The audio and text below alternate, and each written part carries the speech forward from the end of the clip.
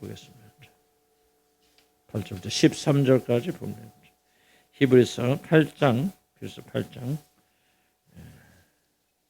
8절부터 13절까지 봅니다. 성경 읽고도 여러분 덮지 마시고 좀 중간중간 참조하시고 같이 읽겠습니다. 봉독해 올립니다. 그들의 잘못을 지적하여 말씀하실 때 주께서 이르실 때 볼지어다 날이 이르리니 내가 이스라엘 집과 유다 집과 더불어 새 언약을 맺으리라. 또 주께서 이르시기를 이 언약은 내가 그들의 열조의 손을 잡고 애굽 땅에서 인도하여 내던 날에 그들과 맺은 언약과 같지 아니하도다. 그들은 내 언약 안에 머물러 있지 아니하므로 내가 그들을 돌보지 아니하였노라. 또 주께서 이르시되 그날 후에 내가 이스라엘 집과 맺을 언약은 이것이니 내 법을 그들의 생각에 두고 그들의 마음에 이것을 기록하리라. 나는 그들에게 하나님이 되고 그들은 내게 백성이 되리라. 또 각각 자기 나라 사람과 각각 자기 형제를 가리켜 이르기를 주를 알라 하지 아니할 것은 그들이 작은 자로부터 큰 자까지 다 나를 알미라. 내가 그들의 불의를 긍휼히 여기고 그들의 죄를 다시 기억하지 아니하리라 하셨느니라. 새 언약이라 하셨으니 첫 언약은 첫 것은 낡아지게 하신 것이니 낡아지고 쇠하는 것은 없어져 가는 것이니라. 아멘. 기도합시다. 우리 하나님 주의 말씀 앞에 섭니다. 이 말씀 전하는 것도 듣는 것도 깨닫는 것도 오직 주의 성령께서만 하실 수 있는 일입니다. 성령님 각자의 마음속에 역사해 주셔서 이 하나님의 말씀이 그들의 부드러운 마음에 떨어지게 하시고 싹이 트게 하시고 열매 맺도록 축복하여 주시옵소서. 주여 말씀하소서. 주의 종이 듣겠나이다 하는 마음을 가지고 주님 앞에 나오는 죄들 되도록 인도하여 주옵소서. 예수 이름으로 기도합니다. 아멘. 현대에 존재하는 가장 큰 사기가 있다면 저는 단연 그 진화론이라 저는 그렇게 생각합니다. 진화론이 무엇이냐면 어떻게 우연하게 하다 보니까 우주라는 것이 생겼고 그렇게 우연하게 아메바 같은 미생물이 생겨서 그것이 자기 스스로 발전하다가 어떻게 우연하게 된 것이 인간이다 하는 것이 어떻게 보면 제가 보면 완전 헛소리가 바로 진화론이라는 것입니다. 근데 사람들이 잘 이 말 같지도 않은 진화론을 그렇게 믿는 이유는 사실 그들이 하나님이 존재한다. 특히 온 우주를 창조하신 하나님이 존재한다는 사실을 인정하는 것이 매우 두렵기 때문에 그렇습니다. 아니 도대체 무엇이 그렇게 무섭길래 사람들은 하나님의 존재를 인정하기를 거부하고 두려워하고 그리고 진화론을 믿고 있는가 하는 그런 생각을 해봅니다. 하나님을 인정한다는 것은 그때부터 책임이 따르기 때문입니다. 하나님의 존재를 인정한다는 것은 우리들이 경험하는 모든 세상의 문제가 환경의 문제도 아니고 경제의 문제도 아니고 좌파, 우파, 보수주의, 진보주의, 공산주의 같은 진영의 문제도 아니고 하나님과 인간 사이에 벌어진 어떤 문제라고 하는 사실을 인정해야 되기 때문에 그렇습니다. 진화론이 꼭 좋고 그것이 맞는 것이기 때문이 아니라 하나님을 보는 것이 두렵기 때문에 자신들의 죄 때문에 다가올 심판을 무서워하기 때문에 아예 하나님의 존재를 부인하려고 하는 것입니다. 하나님 살아계십니다. 그가 이 모든 우주 만물을 창조하셨고 우리들을 어떤 목적을 가지고 창조하셨다. 그렇기 때문에 우리는 우리 마음대로 살면 안 되고 우리를 창조하신 그분의 뜻에 맞춰 살아야 된다라고 한다는 이 대전제를 부인하기 위해서 사람들은 진화론과 같이 정말 허구 중에 허구를 사실 과학자 중에서 진실로 진화를 믿는 사람은 거의 없습니다. 그런 허구를 신봉하면서 자기 자신의 두려움을 피하고 있는 것입니다. 어리석은 자는 마음에 이르기를 하나님 없다 하는도다 그렇게 성경 말씀이 말하고 있는데 하나님의 말씀은 이런 자들이 매우 어리석은 사람들이라고 지금 말하고 있는 것입니다. 왜냐하면 그들은 부인할 수 없는 것을 부인하려고 하기 때문입니다. 덮을 수 없는 것을 덮으려 하고 온 우주 만물이 다 인정하는 것을 인정하려 하지 않으니 성경은 그들을 가리켜서 매우 어리석은 사람이다 그렇게 말하는 것입니다. 자기 자신의 이 조그만 손바닥으로 하늘을 가리려고 하니 참으로 그들은 어리석고 악하기 짝이 없습니다. 그런데 도대체 어떤 일이 일어났길래 사람들은 하나님을 인정하는 것을 그렇게 무서워하고 두려워하는가? 정말 궁금하지 않을 수가 없습니다. 여러분 잘 들어보시기 바랍니다. 여러분 잘 아시는 말이지만 하나님은 존재하는 모든 것들을 창조하시기 전에 자기 자신의 독생자 아들이신 예수 그리스도에게 이 모든 것을 물려주실 목적을 가지고 보이는 보이지 않는 모든 것들을 창조하셨습니다. 하나님 아들 되신 예수 그리스도 성자 하나님을 너무나도 사랑하셔서 존재하는 모든 세계를 그에게 유산으로 주시기 위하여 보이는 세상과 또 우리 눈에 보이지 않는 놀라운 영적 세계를 하나님이 다 창조하셨다고 성경 말하고 있습니다. 그리고 그 창조된 세상을 잘 지키도록 아담과 이브라는 인간을 창조하셔서 하나님의 동산 에덴에 두셨습니다. 하나님께서 창조하신 세상은 너무나 놀라운 세상이고 모든 아름다운 것들이 가득 찬 그런 세상이기 때문에 하나님께서 창조하신 아담과 이브에게 천사들보다는 조금 못하지만은 너무나도 놀라운 뛰어난 능력과 지혜와 권세를 이들에게 주셔서 이 모든 것을 관리하고 하나님의 뜻에 맞춰서 살도록 그렇게 하나님께서 그들을 높여주셨습니다. 하나님께서 사람들에게 주신 이 놀라운 힘과 지혜를 가지고 하나님께서 창조하신 모든 피조물들을 다스리고 지배하고 그리고 관리하도록 특별히 하나님의 동산 에덴을 잘 지키도록 하나님께서 아담과 이브를 그렇게 창조하신 것입니다. 그리고 이들이 번성하여서 하나님께 창조하신 이 지구를 가득 채우라고 하나님은 그렇게 명령하셨습니다. 하나님은 자기 자신의 형상에 따라서 사람들을 마치 작은 하나님처럼 그렇게 만드시고 그들에게 모든 특권을 다 주시면서 그들이 하나님께 순종하며 살라고 그렇게 그들에게 명령하셨습니다. 사람들은 바로 이러한 목적을 위해서 지어진 존재들입니다. 그러던 인간들에게 사탄이 다가와서 하나님께서 먹지 말라고 금하신 이 선악과를 따먹기만 하면 이제 너희들은 하나님처럼 모든 것을 알고 하나님과 같이 모든 능력을 가진, 즉 천사보다 조금 못한 그런 존재가 아니라 하나님과 똑같은 그런 높은 자가 될 수 있다고 속였습니다. 아니 너희들이 이 선악과를 먹기만 하면은 하나님이 될 것이라고 그렇게 속였습니다. 이 속임수에 넘어간 이브는 먹으면 반드시 죽으리라는 하나님의 경고를 무시하고 그만 선악과를 따서 먹습니다. 그리고 그 옆에 있던 남편인 아담도 아내와 똑같은 그런 죄를 지게 됩니다. 죄를 져서 더럽혀진 인간과 거룩하셔서 정결하신 하나님, 그래서 너무나도 정결하셔서 악을 참아보지 못하시는 하나님은 이제 결코 함께 할 수가 없게 되어졌습니다. 이미 인간들은 사단의 악을 받아들였고 그 악이 이제 그들을 철저하게 파괴하였고 그들 더럽혔기 때문에 그래서 악은 그들 안에서 독처럼 퍼져서 이제 더러운 죄밖에는 지을지 모르는 그런 흉측한 죄인으로 변하여 버렸기 때문에 하나님은 그들과 이제 동거하실 수 없고 동행하실 수가 없으셨습니다. 그래서 하나님은 어쩔 수 없이 자신이 창조하신 그 거룩한 에덴의 문을 닫아버리시고 그들을 에덴에서 내보내십니다. 그들을 그냥 놔두면 하나님께 창조하신 그 거룩하고 놀란 피조물들이 다 파괴되어 버리기 때문에 그를 놓을 수가 없습니다. 죄를 짓고 죄가 인간의 중심에 깊이 스며들어 왔기 때문에 이제 거룩하신 하나님과 인간은 동행할 수 없는 그런 사이가 된 것입니다. 그 창세기 6장 3절에 보면 이런 말씀이 기록되어 있습니다. 나의 영이 이제는 영원히 사람과 함께하지 아니하리니 이제 그들이 죄를 짓고 육신이 됨이라 그렇게 말하고 있습니다. 그럼 인간의 가장 큰 비극, 근본적인 비극이 무엇이라고 생각하십니까? 인간이 하나님과 모든 면에서 반대된 죄를 짓고 그 죄에 깊이 오염되어 버렸기 때문에 인간들에게 참된 생명을 주시는 하나님과 더 이상 동행할 수 없는 그런 존재가 되어졌다는 사실, 바로 이것이 인간의 가장 큰 비극입니다.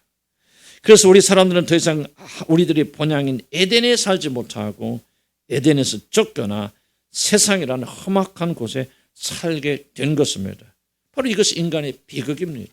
돈이 없어서 비극이 아니고 건강하지 못해서 비극이 아니고 좋지 못한 환경이 있어 비극이 아니고 여러분 자녀들이 성공하지 못해서 비극이 아니라 에덴에서 태어난 자들이 에덴에서 쫓겨났고 아담과 이브 이후로 모든 인간은 이제 에덴 안이 아니라 에덴 밖에서 태어나서 에덴이 아닌 멸망의 이 세상에서 벗어나고 있지 못하다는 사실, 바로 인간의 모든 비극과 문제와 갈등과 비참함이 바로 이 문제에 담겨 있는 것입니다.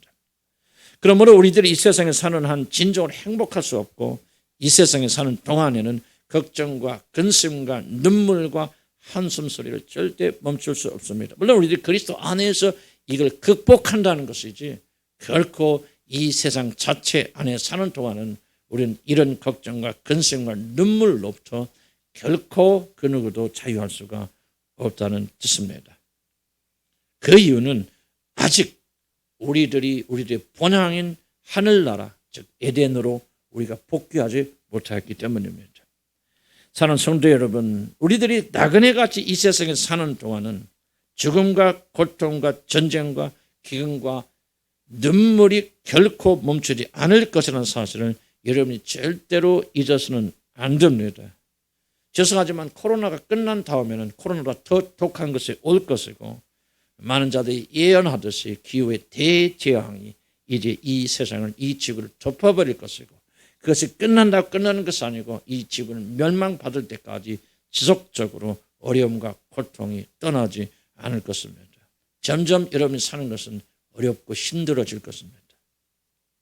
그러니까 중요한 것이 이것입니다. 그러나 이것은 무슨 특별한 문제가 있어서가 아니라 우리 모두는 하나님의 모든 축복과 행복과 참된 행복, 기쁨을 누릴 수 있는 에덴에서 쫓겨나와서 에덴의 동쪽, 바로 하나님이 통치하실 수 없는, 하나님 축복하실 수 없는 이 세상에 저와 여러분이 살고 있기 때문에 자연적으로 일어난 일들입니다.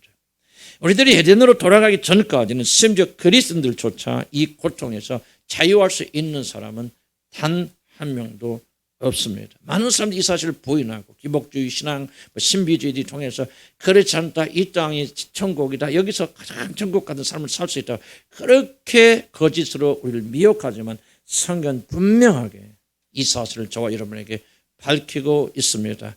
여러분의 본향 그날에 들어가기 전까지는 여러분의 삶 속에서는 눈물과 고통이 절대로 마르지 않을 것입니다. 그래서 우리 하나님의 모든 창조물들은 그리스도께서 이 땅에 다시 오셔서 우리를 구원해 주시는 구속의 날만을 우리 애타게 기다리고 이제 우리 본향 그 나라로 돌아가기를 간절히 소망하는 것입니다.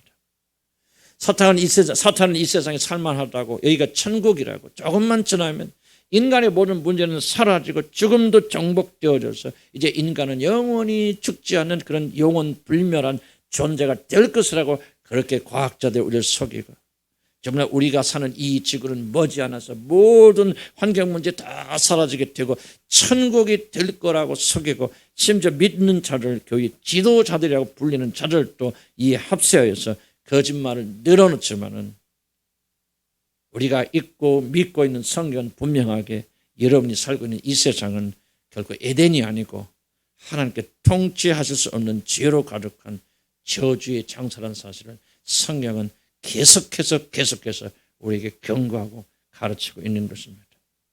그렇기 때문에 세상에 사는 모든 인간들의 영혼에는 에덴으로 돌아가고 싶은 갈망이 가득합니다. 예수 믿는 사람뿐만 아니라 예수 믿지 않는 모든 사람들도 그들이 의식하지 못하고 깨닫지 못하고 이 세상의 고통을 경험하고 있기 때문에 무엇인가 이 고통에서 해방되는 에덴으로 다시 돌아가고자 하는 강력한 열망을 가지고 있습니다. 하나님께서 범죄한 아담과 이브를 에덴 동산에 내어보내시면서 무엇을 하셨습니까? 천사들 거기에 세우시고 360도 도는 검, 무엇을 말합니까? 어느 각도에서 어디든지 침범할 수 없도록 360도 회전하는 불칼을 든 천사들이, 그것도 세라핌이라는 하나님의 보좌를 지키는 가장 강력한 천사들이 에덴에 들어가는 길목을 지키고 있고, 아무도 들어가지 못하고 그것을 들어가려고 할 때는 그 불칼에 맞아 다 죽을 수밖에 없는 그 일을 하신 것이 아닙니까? 한번 생각해 보시기 바랍니다. 만약에 사람들이 에덴에 들어가고 싶은 열망이 없다면 왜 하나님께서 그때에 천사들을 지켜서 들어오지 못하도록 막으실 것입니까? 성도 여러분, 믿거나 믿지 않거나 모든 사람의 본능 속에는 자기 본향 에덴으로 돌아가고 싶은 강렬한 열망을 가지고 있고, 특별히 불법적인 방법으로 하나님께서 정하신 복음 위에 다른 방법으로 그 천국에 들어가기를 힘쓰는 자들이 많기 때문에 하나님께서는 그렇게 들어오지 못하도록 그렇게 막으시고 지키신 것이 아니겠습니까? 그래서 하나님은 이스라엘이라는 민족을 택하셔서 이제 그런 열망을 가진 자들을 구원하시겠죠. 이스라엘 민족을 택하셔서 어떻게 하면 에덴으로 들어올 수 있는가는 그 방법을 그들에게 가르쳐 주셨습니다. 바로 그것이 율법이라고 하는 것입니다. 하나님은 애굽에서 건져낸 그들에게 시내산에서 율법이라는 하나의 법을 주시면서 이렇게 말씀하십니다. 이것을 지켜 행하라. 그리하면 너희가 살리라고 말씀하셨습니다. 이것은 하나님 말씀대로 하나님이 주신 모든 법을 남김없이, 그리고 하나도 실패함이 없이 다 지키면은 아담이 하나님을 배반하고 떠나갔던 모든 죄를 다 용서하여 주시고 그들을 다시 에덴으로 받아주시겠다고 하는 약속입니다. 그런데 성경은 이 약속을 가리켜서 언약이라 그렇게 표현하는 것입니다. 그래서 하나님은 약 318개에 달하는 율법을 사람들에게 주셨고, 이 율법 전부를 하나도 남김없이 완벽하게 지키는 자들은 구원하여 주시겠다. 이들이 쫓겨난 에덴 동산으로 다시 이들을 받아주시겠다고 이렇게 약속하셨습니다. 바로 이것이 성경에 나오는 첫 번째 언약, 첫 번째 약속입니다. 첫 번째 언약의 핵심이 무엇입니까? 이것을 행하라. 그리하면 너희가 살리라는 것입니다. 그래서 이스라엘 사람들은 그 모든 율법을 문자적으로 지키기 위해서 모든 힘을 다 기울입니다. 특히 유대인들 중에서 사도 바울과 같이 바리새파 사람들은 이 모든 율법 문자 하나하나, 그것을 해석까지, 확장된 해석까지 지키기 위해서, 그것을 지키면 구원을 받는 줄 알고 그렇게 정말 안타까울 정도로 이 율법을 지키는 일에 최선을 다합니다. 그래서 이들은 먹고 마시고 걷는 모든 것들을 항상 조심하면서 율법을 깨뜨리지 않기 위해서 그렇게 미친 듯 살아왔습니다. 그런데 중요한 것은 인류 역사상 단 한 명도 이 율법을 지킴으로 구원받은 자가 없었다는 것입니다. 모세가 됐건 아브라함이 됐건 이삭이 됐건 누가 됐든지 단 한 명도 이 율법을 지킴으로 법이 완성되어서 하나님 나라에 들어간 자는 없습니다. 아니, 구원은 그만두고서라도 이것을 지키는 일에 근접한 사람도 없었습니다. 왜 그럴까요? 하나님의 법이 나쁘기 때문에 그렇습니까? 율법이 잘못되고 불완전하여서 이걸 다 지켰는데도 불구하고 구원받지 못합니까? 그렇지 않습니다. 성경은 율법이 선한 거라 생각합니다. 예수 그리스도한테 폐하여졌지만 결코 악한 것이 아니라 율법은 선한 것이다, 생명을 주는 것이라고 그렇게 성경이 말합니다. 디모데전서 1장 8절에 이런 말씀이 있습니다. 그러나 율법은 사람이 그것을 적법하게 쓰면 우리는 선한 것임을 우리는 아노라. 디모데전서 1장 8절에 말합니다. 로마서 7장 18절에 이렇게 말합니다. 16절에 이렇게 말합니다. 만일 내가 원하지 아니한 그것을 행하면 내가 이로써 율법이 선한 것을 시인합니다. 그럼 율법은 선한 것이고 완전한 것입니다. 율법은 다 지키면 우리를 구원할 능력을 가진 것입니다. 그래서 율법에 기록된 모든 법을 하나도 남김없이 다 지키면은 여러분은 예수를 믿지 않아도 여러분 하늘나라 갈 수 있고 구원받을 수가 있습니다. 시편 119편을 보면 이 율법에 대한 찬양이 얼마나 놀랍게 기록되어 있는지 모릅니다. 다 사실입니다. 율법은 완전하고 완벽하고 우리를 구원하기 충분한 것입니다. 무엇이 문제입니까? 오늘 본문 8장 9절에 이렇게 말합니다. 그들이 내 언약에 머물러 있지 아니함으로 내가 그들을 돌보지 아니하였노라. 그렇게 말합니다. 앞에서 저는 이스라엘 백성들이 하나님의 율법을 지키기 위해서 살인적인 노력을 하였다고 그렇게 말했습니다. 물론 그들 중에는 하나님의 법을 지키는 아예 포기하고 내 멋대로 산 사람도 없지는 않았겠지만 대부분의 사람들은 율법을 지킴으로 구원을 받아서 에덴에 다시 돌아가려고 몸부림을 쳤습니다. 그런데 왜 하나님은 이들이 이 언약, 즉 율법을 지킴으로 구원받아서 에덴에 다시 들어가는 첫 번째 언약에 머물러 있지 않았다고 그렇게 말씀하십니까? 저는 이렇게 해석합니다. 그것은 그들이 안 했다기보다는 못했다라고 그렇게 말합니다. 본 표현이 더 옳다고 생각합니다. 하나님의 모든 율법을 완벽하게 지켜 에덴에 다시 돌아가려고 하는 열망은 사람들에 가득 있었지만, 그리고 그 법은 완전하고 완벽해서 누구든지 그 법을 지키기만 한다면, 예수를 믿지 않아도, 좀 이해가 안 될지 모르겠는데 예수를 믿지 않아도 그 법을 완전하게 지키면 구원받을 수 있는 길이 열려 있지만은, 인간은 스스로의 힘을 누구도 그렇게 할 수 있는 사람이 단 한 명도 존재하지 않았다는 사실입니다. 성경은 이렇게 말합니다. 그 이유를 보라는 로마서 8장 3절에 육신으로 말미암아, 율법이 육신으로 말미암아 연약하여 할 수 없는 그것을 하나님 하시나니. 자, 사람들이 이렇게 완전한 율법을 지키지 못하는 이유가 무엇입니까? 그들이 육신을 가지고 있기 때문에, 육신으로 말미암아서 자기들이 연약하여서 지킬 수 없는 그것을 하나님은 예수 그리스도를 통해서 하신다는 뜻입니다. 육신을 가진 우리 인간들은 죄를 짓고 죄가 우리들이 모든 걸 다 점령하여 부패하게 만들었기 때문에, 그리고 그 결과 여러분의 지정의가 다 무너져 버렸기 때문에 사람은 그 누구도 이 첫 번째 언약을 결코 지킬 수 없고, 지키기만 하면 구원받는데 단 한 명도 지킨 사람이 없어서 하나님의 은혜로 구원하지 않으면 모든 사람은 100% 멸망에 들어갈 수밖에 없다는 사실입니다. 죄는 사람들이 하나님의 법을 지킬 수 있는 모든 힘과 능력과 마음을 다 빼앗아 버립니다. 그래서 혹시 마음이 있어도 이러면 행할 수 없습니다. 우리의 모든 감정과 의지가 결박되었기 때문에, 구원받으려는 의지도 없기 때문에 그들은 이 법을 지키지 못합니다. 그래서 사람들은 아무리 자신들의 구원을 원하여도 하나님께서 그들의 구원을 받고 에덴에 다시 돌아올 수 있는 길을 그들에게 가르쳐 주어도, 이렇게 완전하고 완벽한 율법을 그들에게 주어도 그들은 자신의 모든 의지를 다하여 하나님 법을 지킬 수가 없습니다.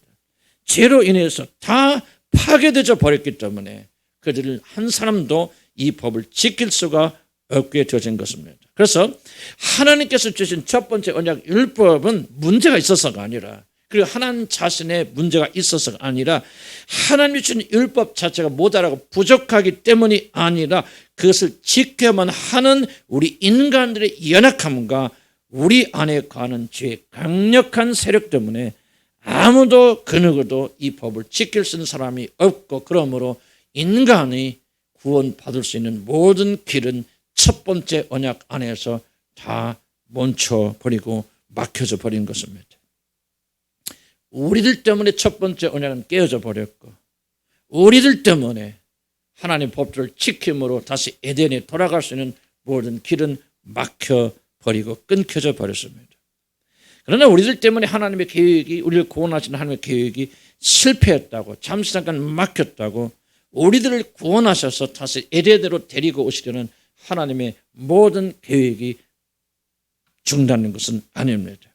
왜냐하면 하나님은 한 번 결정하시면, 우리를 구원하시겠다고 한 번 결정하시면 그 어떤 방해가 있다 할지라도, 어떤 일이 일어나도 하나님은 반드시 그 일을 이루시는 하나님이시기 때문에 그렇습니다.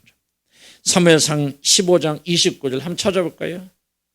전부 다 사무엘상 15장 29절, 그다음 민수기 23장 19절, 먼저 사무엘상 15장 29절 찾으시고, 사무엘상 15장 29절입니다. 우리 한 같이 소리를 내서 한번 읽읍시다. 시작. 이스라엘의 지존자는 거짓이나 변개함이 없으시니 그는 사람이 아니므로 결까지 변하지. 다시 한번 읽고 시작. 이스라엘의 지존자는 거짓이나 변개함이 없으시니 그는 사람이 아니므로 결코 변하지 아니하시니라. 자, 민수기 23장 19절 찾아봅시다. 앞에는 민수기, 출애굽기 민수기, 신명. 민수기 23장 19절. 같이 읽어보시죠. 시작. 하나님은, 크게 읽고 시작. 하나님은 사람이 아니시니 거짓말하지 않으시고 인생이 아니시니 후회가 없으시도다. 어찌 그 말씀하신 바를 행하지 않으시며 하신 말씀을 실행하지 않으시리라.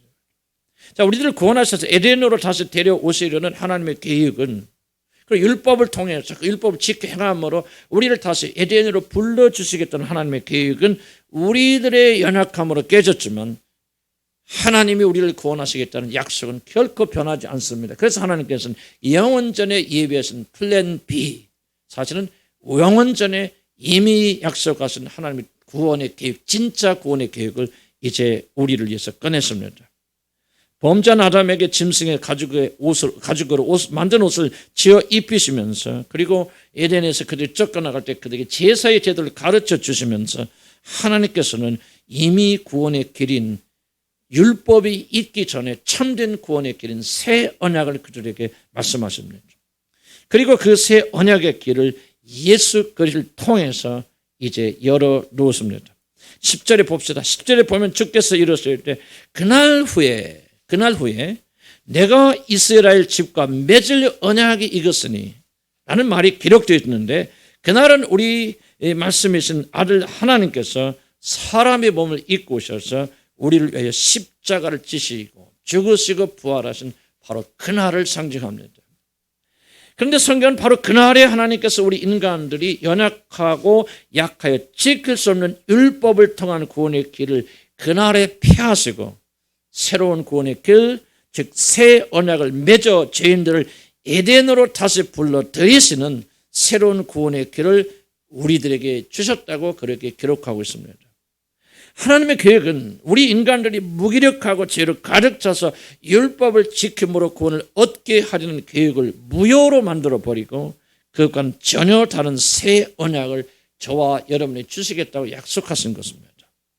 그러려면 중요한 것이 겁니다. 그러려면 율법으로 우리를 구원하시려는 하나님의 첫 번째 언약, 첫 번째 계획은 반드시 깨져야만 합니다. 만약 첫 번째 언약이 여전히 유효하다면, 살아있다면 두 번째 언약은 결코 작동할 수가 없기 때문에 여러분 이 부분 좀 어려운 부분이지만 잘 이해할 수 있도록 성령께 도와주시기 바랍니다. 율법이 아닌 다른 방법으로 우리를 구원하시려면 반드시 율법을 다 지키면 인간들의 죄를 다 사여 주시고 에덴으로 불러주시겠다고 하는 첫 번째 언약이 취소되어야만 됩니다. 하나님은 정해진 법에 따라서 움직이시고 하나님이 한번 말씀하신 결코 변개치 않기 때문에 첫 번째 언약이 너희들 연약하면 안 되는구나, 그래 그거 취소하자, 그럼 두 번째 언약 이렇게 하실 수가 없습니다. 그는 법으로 세우셨기 때문에 반드시 법으로 이 첫 번째 언약을 취소하셔야만 됩니다. 이게 하나님의 구원을 어렵게 만드는 것입니다. 그런데 그 언약은 아무렇게나 쉽게 바꿀 수 없다는 사실, 특히 이것은 단순한 약속이 아니라 목숨을 걸고 피로 맺은 약정이고 언약이기 때문에 이것은 그렇게 말로만 없앨 수가 없습니다. 그렇기 때문에 하나님도 바꾸실 수 없는 것은 이 언약의 참여자 중에 누군가가 죽어야만이 이 첫 번째 언약이 깨어지고 두 번째 언약으로 옮겨갈 수 있습니다. 하나님도 이 일을 하지 않으면 결코 두 번째 언약을 우리에게 주실 수가 없다는 것입니다. 새로운 언약을 맺으려면 첫 번째 언약을 맺은 당사자는 반드시 죽어야만 합니다. 살아있으면 그 언약을 결코 바꿀 수가 없고, 살아있으면 그 언약을 깰 수 있는 방법이 없습니다. 물론 요즘은 약속이다, 언약이다, 언약이라는 말도 없어졌죠. 그런 약속이다 한 말이 의미가 없어졌습니다. 결혼 언약, 약혼 언약 아무 의미가 없습니다. 아무도 약속을 심각하게 여기는 사람이 없기 때문에 기분 나쁘면 걸어가면 끝입니다. 결혼 생각했고 결혼식 했지만 나 오늘 어려워 힘들어 그냥 걸어나가면 되는 것입니다. 그래서 쉽게 첫 번째 약속을 버리고 두 번째로 옮겨갈 수 있지만은 그 당시는 결코 그럴 수가 없습니다. 하나님은 절대 그러실 수 없습니다. 이것이 오늘 우리들이 하나님의 구원을 이해하는데 굉장히 어려운 장애물입니다. 그냥 두 번째 언약 하시면 되는 거지 왜 구태여 첫 번째 언약을 없애야 되는가? 현대의 개념 속에는 약속 그거 난 지켜 싫어, 나 마음대로 싫어, 그러면 끝나는 거 아니에요? 그러나 고대인들에게는 그리고 하나님에게는 결코 그럴 수가 없습니다. 여러분들 잠깐 기억이 납니다. 아싸죠, 아싸.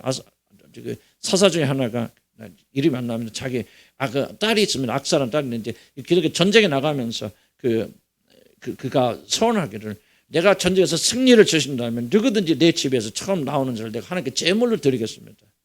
그렇게 하고 전쟁에 나가 승리했습니다. 승리해서 돌아오는데 자기 외동딸입니다. 외동딸이 아버지가 승리했다고 그 찬양대를 그래서 속을 치고 북을 치면 제일 먼저 집에서 나옵니다. 그런데 그 뭐라고 말하죠? 여호와 앞에서 입을 벌렸은즉 치솟지 못하리라. 그래서 결국 자기 외동딸을 하나님께 산 제물로 바치는 일이 사사기에 기록이 되어졌어요. 바로 이런 것을 이해하시면서 이걸 기억해야 됩니다.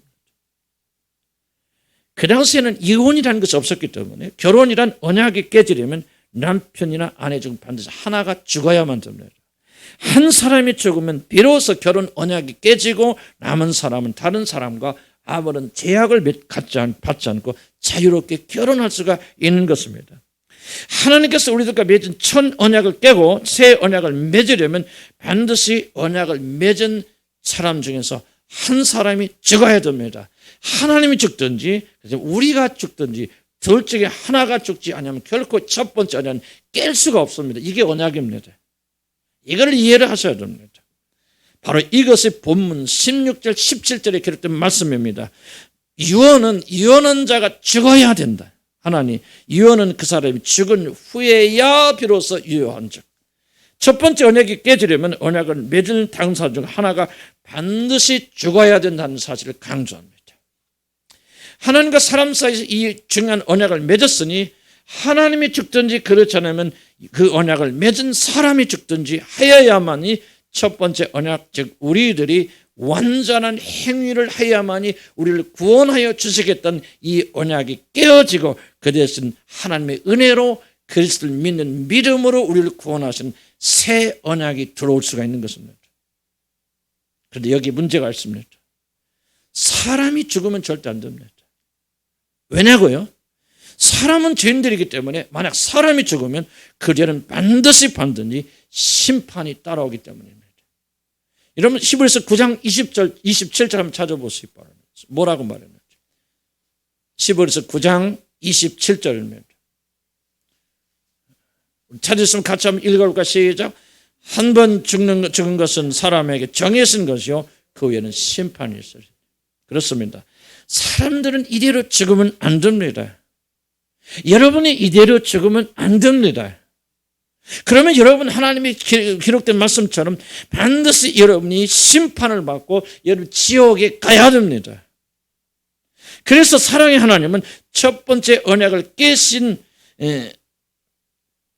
깨셔야만이 사람들도 깨셔야만 하는데 하나님 자신이 이 언약을 깨실 수가 없기 때문에 사람들도 죽으라고 하지 않는 겁니다. 사람이 죽으면 심판받고 지옥 가야 돼요. 그러니까 죽어야만이 언약이 깨지는데 하나님께서 사람들 죽으라고 하실 수가 없는 거죠. 죽으면 지옥 가니까. 하나님이 그냥 하시면 신경 편합니다. 그래 너 죽어 끝나. 너 지옥 가지 말고 난 상관 안 할게. 너 연약해서 내가 이렇게 좋은 법 구원의 길을 가르쳐 줬는데도 불구하고 너는 이거 하지 못하지. 그러니까 그냥 나도 상관하지 않겠다. 그냥 너 죽어라. 그 죽고 심판하면 하나님도 신간 편하고 이렇게 예수님 보내실 필요도 없고 정말 끝나버리면 좋습니다. 그러나 우리를 사랑하실 때 아들도 아끼지 아니하시는 그 사랑으로 사랑하신 하나님은 어떻게든지 저와 여러분을 구원하실 뿐만 아니라 우리가 나온 에덴으로 다시 되돌려 주시기를 소원하십니다. 그래서 전무후무한 이것이 굉장히 중요합니다. 기독교 핵심을 이해하는 그것이 바로 이 부분입니다. 그래서 전무후무한 사람들이 상상조차 할 수 없는 일을 하나님이 하십니다. 바로 사람을 죽이시는 대신에 자기 자신이 죽기로 그렇게 결정하신 것입니다. 자신이 죽어가는 사람들 때문에 실패한 첫 번째 언약을 부수시고 우리를 구원하실 수 있는 진짜 언약 두 번째 언약을 맺으시길 원하시는데 우리가 죽으면 우리가 심판받고 우리가 지옥에 가니까 그런데 누구든지 둘 중에 하나가 죽지 아니하면 이 언약은 부서질 수 없고 이 언약이 부서지지 않으면 두 번째 은혜의 언약 예수를 통해서 여러분을 믿음으로 구하신 언약은 들어올 수 없기 때문에 하나님은 여러분을 죽이시는 것이 아니라 자기 자신이 죽으시기로 그렇게 결정하신 것이고 이것이 복음의 꽃입니다. 여러분 이것을 이해하지 못하면 복음이 무엇인가 전혀 이해하지 못하고 이것을 알지 못하면 복음을 아무것도 알지 못하는 것입니다. 10장 5절 보십시오. 10장 5절에 이 말이 기록되어 있습니다. 한번 읽어볼까요? 시작. 제사와 제물을 원치 아니하시고 오직 나를 위하여 뭐를 예비하셨다? 한 몸을 예비하셨도다 하는 말이 참된 의미가 바로 이겁니다. 제가 애써서 말한 이 부분을 이해하지 못하면 이 부분이 무슨 말인지 이해하지 못합니다. 바로 하나님이신 분이 죽을 수 없기에 우리를 살리시는 두 번째 언약을 우리에게 주셔서 우리를 살리시기 위해서 죽을 수 없는 분이 죽을 수 있는 몸을 입으셨다. 그러기 위해서 하나님이 한 몸을 예비하셔서 하나님께서 그 몸을 입고 이 땅에 내려오셨다. 이것이 복음입니다.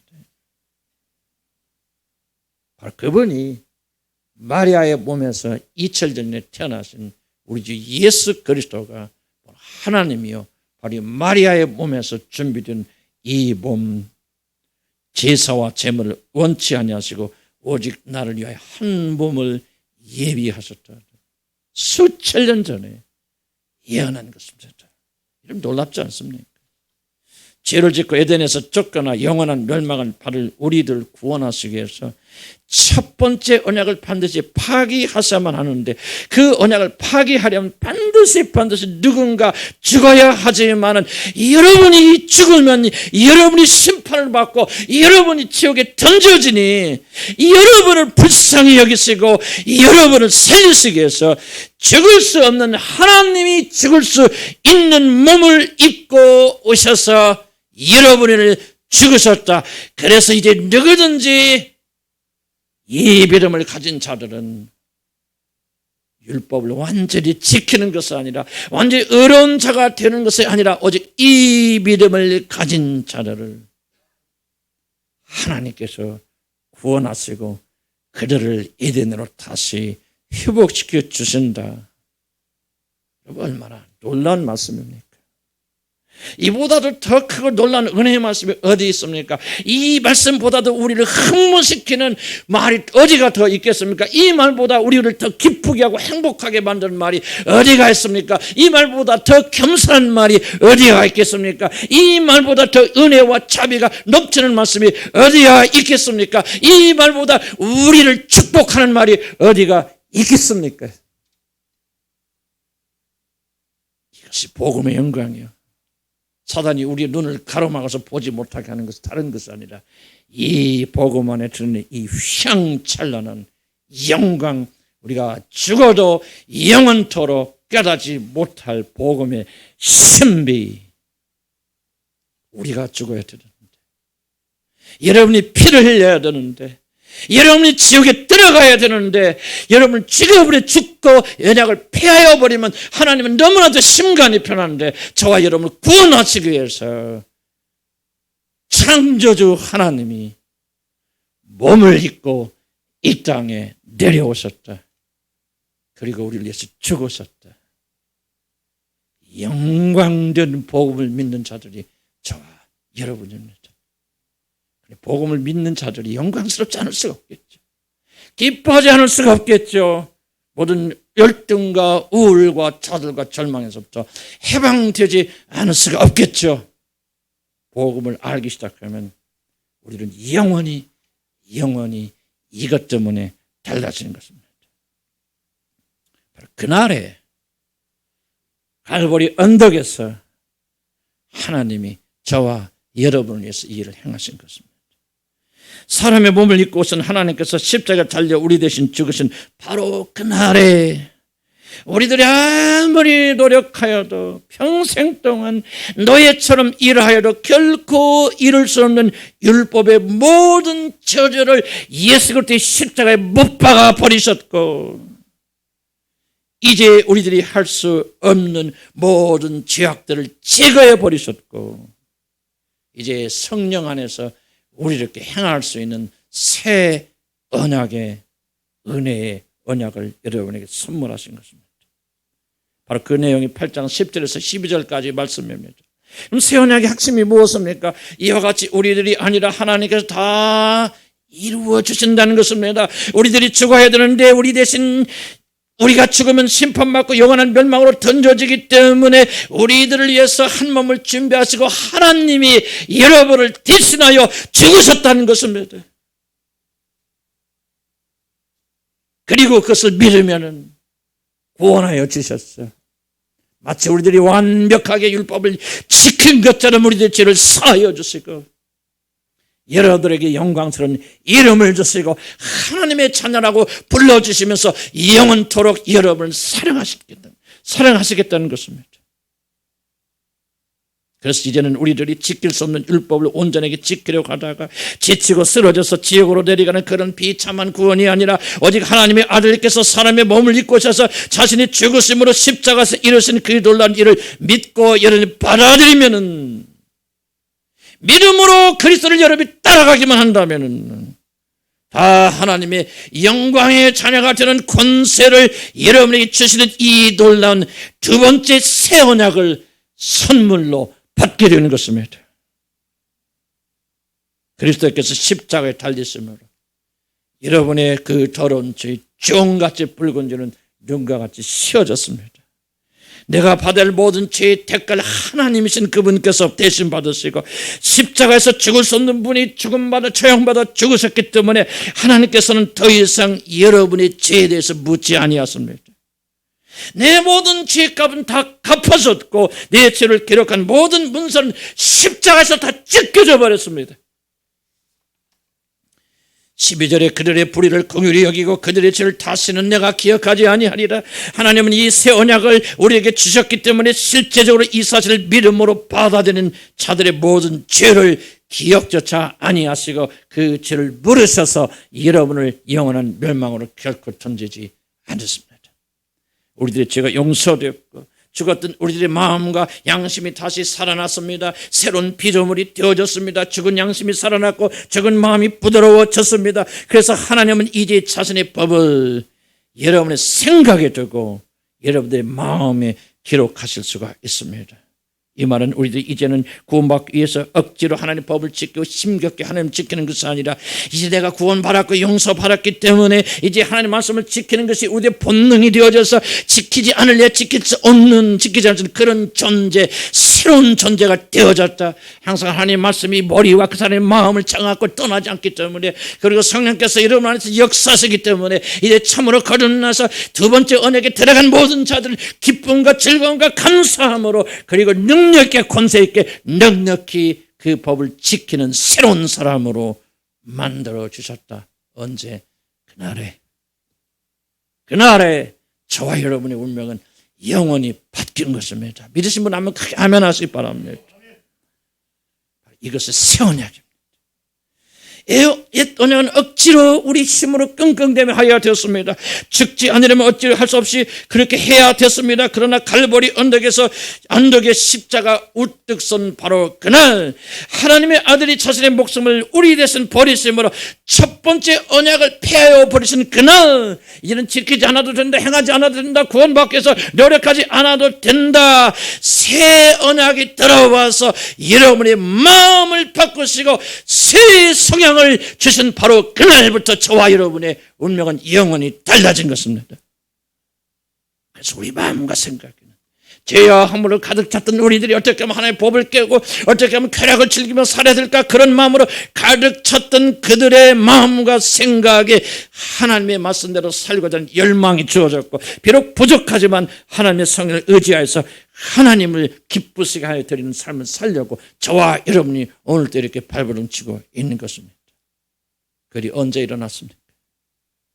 우리를 위해서 한 몸을 준비하시고 하나님이신 그분께서 그 몸을 입으시고 사람을 오셔서 우리 대신 죽으신 바로 그날, 죽을 수 없는 분이 죽으신 그날, 성전 안에 있던 휘장, 지성소로 들어가는 은혜의 보좌로 들어가고 하나님 임재 속에 들어가는 휘장, 강력한 휘장이 가로막혀서 아무도 들어갈 수 없었던 그 걸림돌이 찢어진 바로 그날,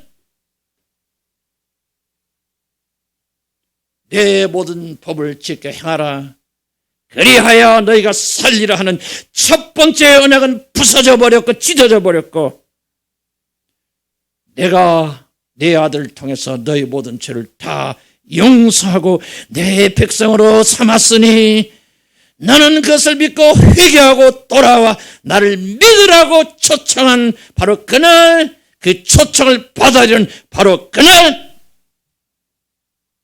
우리에게는 첫 번째 언약의 모든 저주는 영원히 사라져 버렸고, 이제 두 번째 은혜의 언약, 믿으라 그리하면 살리라, 행하라 그리하면 살리라, 그것이 아니라 믿으라 그리하면 너희가 살리라는 새로운 언약이 저와 여러분에게 주어진 것입니다. 사랑하는 성도 여러분, 크리스마스 신비가 무엇입니까?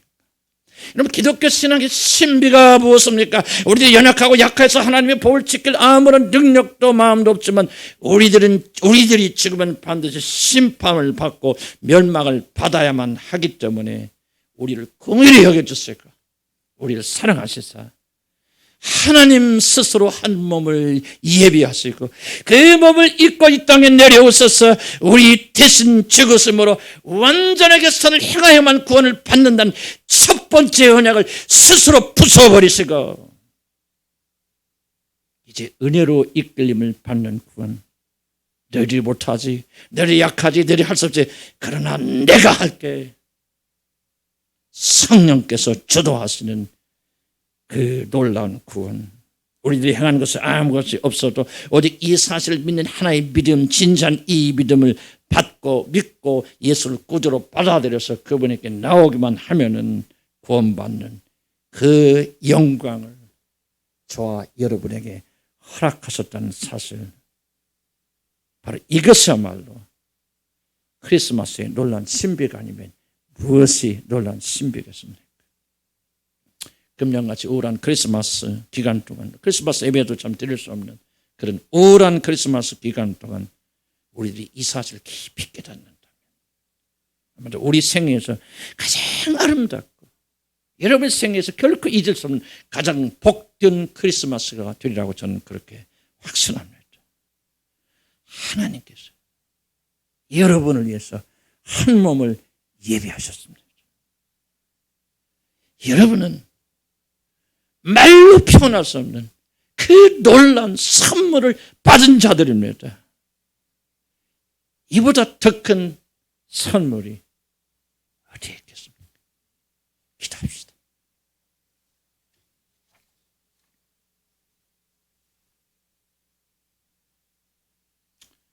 제가 구원의 도리를 깊게 설명하는 것은 구원의 도리를 깊이 알면 알수록 풍성해집니다. 보물을 얻으려면 땅을 깊이 파야 됩니다. 베드로스의 그런 말씀, 내가 하나님의 말씀을 깊이 묵상하고 상고해서 새별이 너에게 돋을 때까지 그 말씀을 묵상, 그리스도를 발견할 수 있다. 그렇게 베드로스 말하지 않습니까? 나는 저와 여러분이 그냥 난 예수 믿고 천국 가네, 용서받았네, 그리고 마치 복음을 다 이해하는 것처럼 우리가 뛰어나가는 자를 되지 않기를 소원합니다. 복음은 모든 인류들이 다 연구하여도 충분하지 않을 만큼 풍성함이 그 안에 있습니다. 그냥 하나님의 은혜를 생각하는 것이 아니라 이 논리적으로 첫 번째, 두 번째 언약을 기억하면서 이 연결고리가 뭡니까? 한 몸 아닙니까? 우리가 죽어야 되는데 하나님께서 스스로 죽기로 결정하시고 몸을 예비하셔서 십자가를 지시고 죽었습니다. 기독교는 종교가 아닙니다. 종교라고 합시다. 다른 종교하고 완전 판이하게 다른 게 무엇입니까? 어떤 종교 무엇을 다 뒤져봐, 세상의 모든 종교 철학과 뭘 다 뒤져봐도 이렇게 놀라운 메시지가 어디가 있습니까? 그들이 믿는 신이 자기를 믿는 그 사람들을 위해서 그들의 죄를 속죄하기 위해서 신이 스스로 사람이 되어서 죽었다는 것이 어디가 있습니까? 우리 기독교만이 가지는 복음의 핵심, 우리 믿음의 풍성함 다른 것이 아니라 이것을 묵상하는 데 있습니다. 이 시간 우리는 조용히 주님에게 이렇게 기도할 수 있습니다. 주님, 묵상할 수 도와주세요. 깨달을 수 도와주세요. 아무리 다른 거 백날 해봤자 우리에게 생명 없습니다.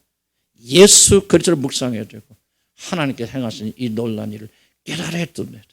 성령이 도와주십니다. 여러분 머리로 깨닫고 깨달았다고 여러분 입으로 벌리지 마시기를 난 주님의 이름으로 간절히 축복합니다. 저도 설교할 때 가장 두려운 것은 머리로 깨닫고, 내가 요즘 회개하는 게 이겁니다. 머리로 깨닫고 머리로 깨닫는 것은 마치 내가 다 깨닫는 것처럼 가르치려고 사왔고, 하나님의 다시 우리에게 묵상의 능력 주시고 깨달음의 깊은 영을 이 시간에 우리 허락하여 주셔서 오늘 사모하는 백성들에게 이 능력과 지각영을 베풀어 주셨어요. 우리로 하여금 이 깊은 진리 속에 들어가게 하소서. 머리의 지식이 아니라 우리의 모든 전 인격이 이 말씀을 깨달아서 감사와 감격 속에 살게 하여 주옵소서. 그렇게 조용히 주님 앞에 묵상합시다.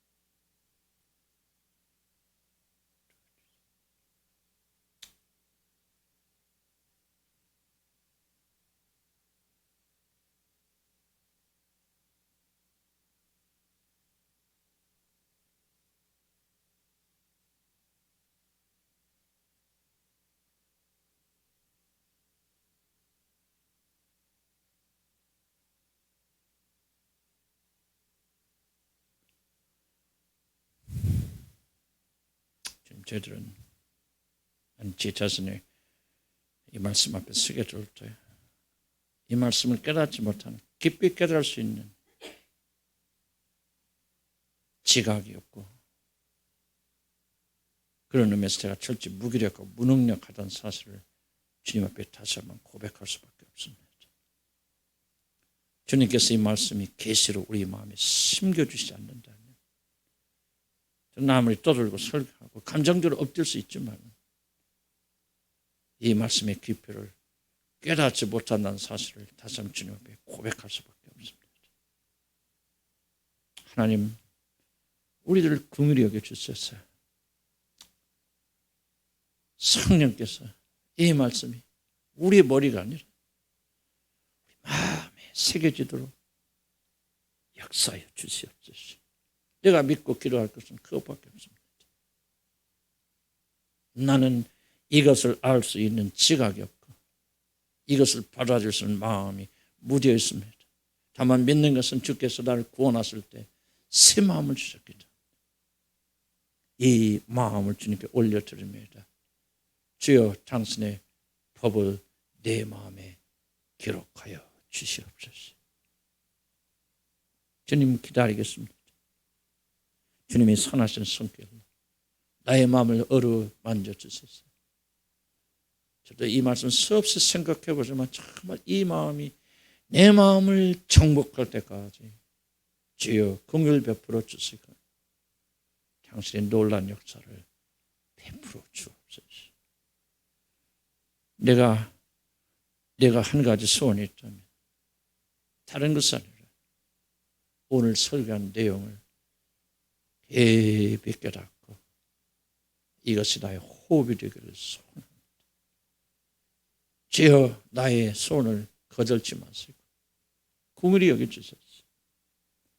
이 무디고 완고하고 완악한 죄인이 신비의 이 말씀을 먹고 마시고 소화하여서 내 안에서 당신의 생명이 꽃피도록 축복해 주옵소서. 이런 소원을 가지고 저와 같은 동일한 심정으로 기도하고 있는 우리 하나님의 거룩한 백성들의 머리마다 우리 주 예수 그리스도의 놀라우신 은혜와 하나님 아버지의 무한하신 그 사랑과 우리 연약함을 돕기 위해서 우리 안에 와 계신 주 성령님의 역사하시고 교통하게 하심이 지금부터 이 나그네 생활이 끝날 때까지, 그리고 그 생활을 넘어서 이 영원한 세계에 들어가서 영광의 우리 주님과 함께 복된 시간을 누릴 때까지 함께 하실지어다.